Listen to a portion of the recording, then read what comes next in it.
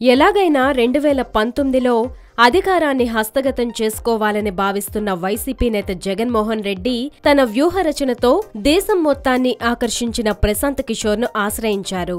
దీంతో ఆయన తన వంతు సహకారాన్ని అందించడానికి ముందుకొచ్చారు. ఇటీవల జరిగిన ఓ సమావేశంలో ఎన్నికల వ్యూహకర్త ప్రశాంత్ కిషోర్ జగన్ వద్ద చేసిన వ్యాఖ్యలతో ఆ పార్టీ నేతల్లో గుబులు పట్టుకున్నట్లు సమాచారం.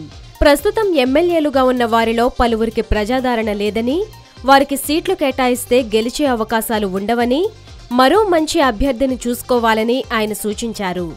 అసలు ఎవరా 25 మంది అంటూ కొత్త చర్చ మొదలైంది.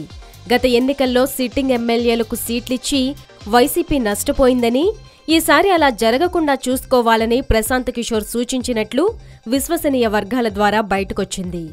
వైసీపీలో ప్రస్తుతం 46 మంది ఎమ్మెల్యేలు ఉండగా వారిలో దాదాపు 25 మంది పేర్లను వెల్లడించిన ఆయన వారిని దూరం పెట్టాలని పేర్కొన్నారట. ఆయన చెప్పిన వారిలో ఎవరి పేర్లున్నాయన్న విషయంపై చర్చ జరుగుతోంది. గత ఎన్నికలతో పోలిస్తే చాలా మంది ఎమ్మెల్యేలకు ప్రజాదరణ 2 నుంచి 10% వరకు తగ్గినట్లు ప్రశాంత్ కిషోర్ అండ్ టీం చేసిన రహస్య సర్వేలో వెల్లడైనట్లు వార్తలు గుప్పుమంటున్నాయి. అయితే 2 రోజుల పాటు జరిగే వైసీపీ ప్లీనరీ తర్వాత పార్టీలో మార్పులు జరుగుతాయని భావిస్తున్నారు. అలాగే పార్టీ టైం పాలిటిక్స్ పనికిరావని, ప్రజల్లోకి బలంగా వెళ్లాలని ఆయన సూచించినట్లు పేర్కొంటున్నారు. దీనికి పాదయాత్రే సరైందని ప్రశాంత్ కిషోర్ చెప్పినట్లు రాజకీయ వర్గాలు గుసగుసలాడుకుంటున్నాయి. ఆయన సూచనకు జగన్ అంగీకరించారని సమాచారం.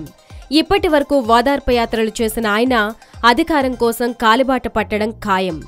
గతంలో కాంగ్రెస్ శాసనసభాపక్ష నేత హోదాలో వైఎస్ రాజశేఖర్ రెడ్డి పాదయాత్ర చేశారు. 2014 ఎన్నికలకు ముందు ప్రస్తుత ఏపీ సీఎం చంద్రబాబు కూడా సుదీర్ఘ పాదయాత్ర చేశారు. ఈ ఇద్దరి నేతలకు పాదయాత్రలు కలిసొచ్చాయి. ఇదే సూత్రాన్ని అమలు చేయాలని ప్రశాంత్ కిషోర్ ఇచ్చిన సలహా కూడా జగన్కు బాగా నచ్చిందని వైసీపీ వర్గాలు తెలిపాయి.